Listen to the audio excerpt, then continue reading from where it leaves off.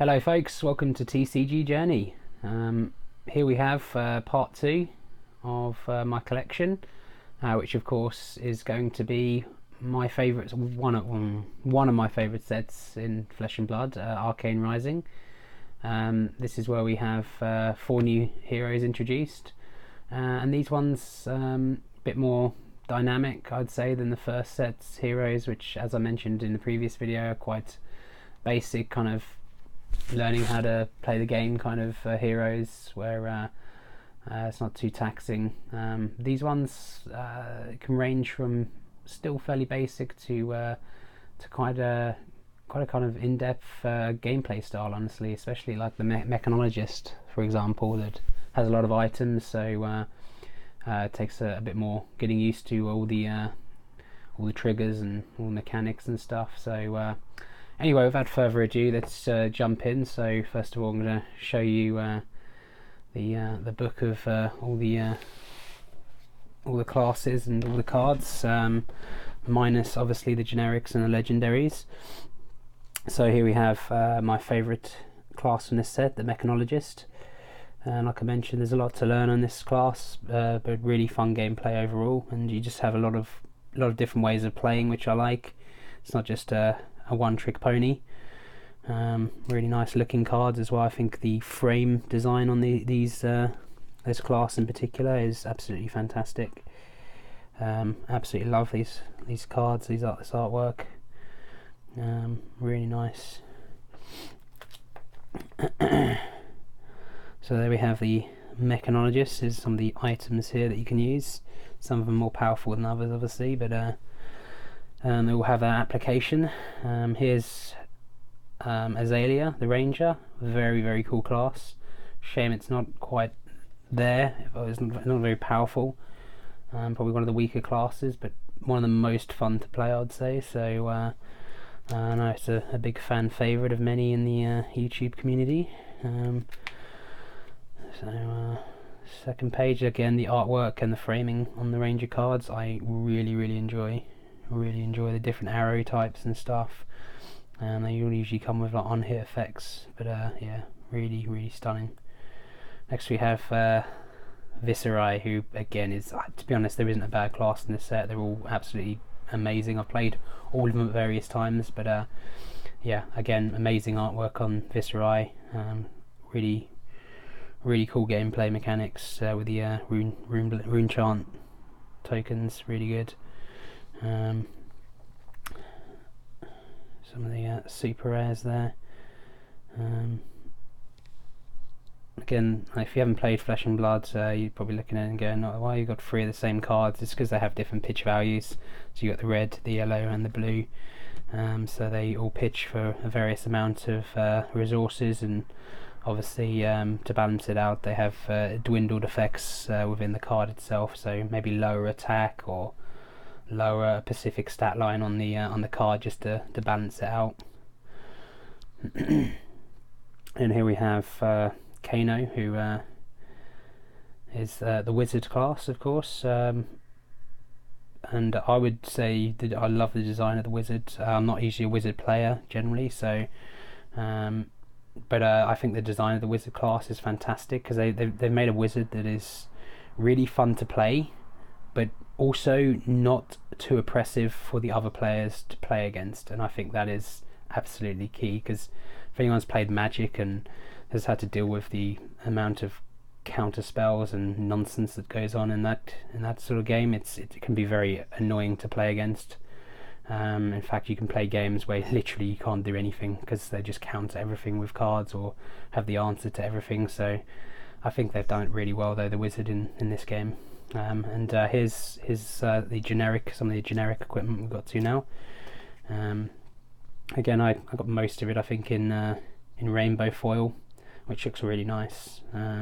Just to spruce up the decks. So you got obviously arcane damage is a big factor in this set. So you got a lot of the arcane barrier equipment that helps you to deal with that, especially when it comes to the wizard and stuff. I love this card, the artwork on this card. I know it's not the greatest card, but it's a really cool looking card, one of our favourites in the set.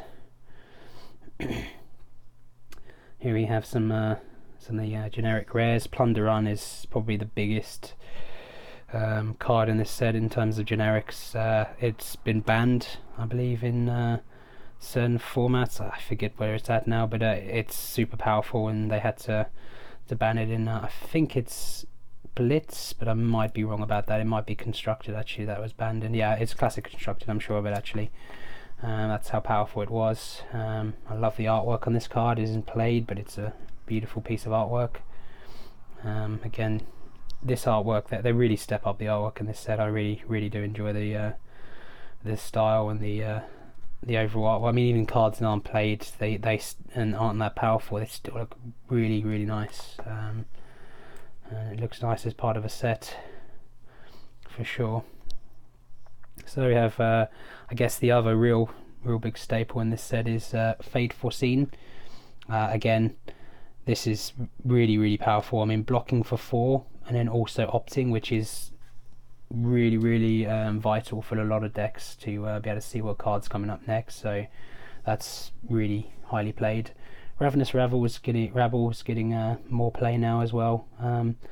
0 for 5 is really good, and if you know you're playing a deck that has low casting cost cards, then this generally hits for at least a 4 most times, and obviously has a built-in go again, which is important. So Whisper the Oracle is also a very good card as well. Played in a lot of decks that are very heavy on opting and needing to know what's happening next in their deck. So that's the basic set that I've got at the moment. Right, so without further ado, I'm just going to show you the legendaries I have from this particular set. Now I only have 2 legendaries from this set. Actually no, we'll do the generic, the big boy. Let's bring this one out. So everyone knows Command and Conquer. This is probably the best generic card in the game.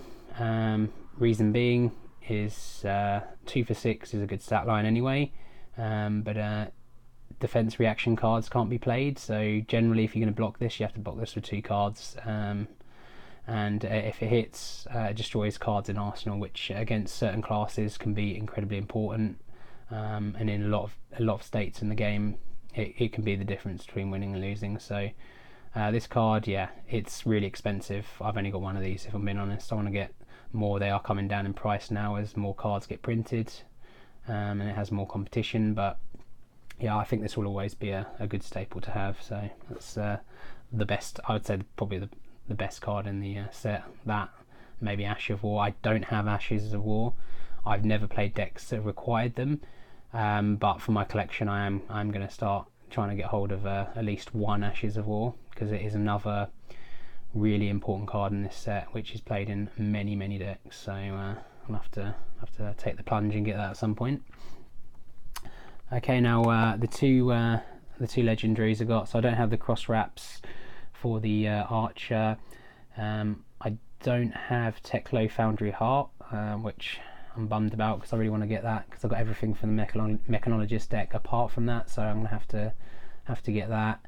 And then I do not have the Grasp, Graspy Art Knight, is it, or the hand piece for the Rune Blade. So they're the 3 that I don't have. So I have the main generic piece from here, which is of course Arknight Skullcap, which is probably the most played generic piece of equipment in the game. It is just really good in almost every situation. So unless you got a really really strong deck specific headpiece, then this would basically be the headpiece for any deck, barring that. So I think it will get less important as the sets keep building up when they release more and more generic equipment, but for the moment this is still a really powerful and important headpiece, so I'm very happy to have this because I run it in a lot of decks. The other one, this one I actually pulled from one of my first booster boxes that I opened for this set, Arcane Rising, and at the time it was very cheap because it wasn't one of the best ones, but nowadays, so with the Ice Wizard being released and Kano getting stronger and more support, this is shot up in value, and for good reason, because this is incredibly important for any wizard build. It is pretty much the difference between winning and losing, this piece of equipment, which I guess in some respects is unfortunate because it is an expensive piece, but yeah, it's, I don't know, you can win without it, but honestly it's probably one of the few pieces in the game that is absolutely essential for this specific class. So very happy to have this, as I do plan on building an ice wizard when the new set comes out. So yeah, happy to have that. So the last thing I wanted to show is I do have one promo for this set as well, pretty much like the other set. I have this is basically because I like the look of it, if I'm being honest. I bought this quite early on because I like the look of it, and I got a good deal for it. So it's like £25 when I first got it. So, and that's the Teklo plasma pistol in cold foil, which looks absolutely stunning in cold foil.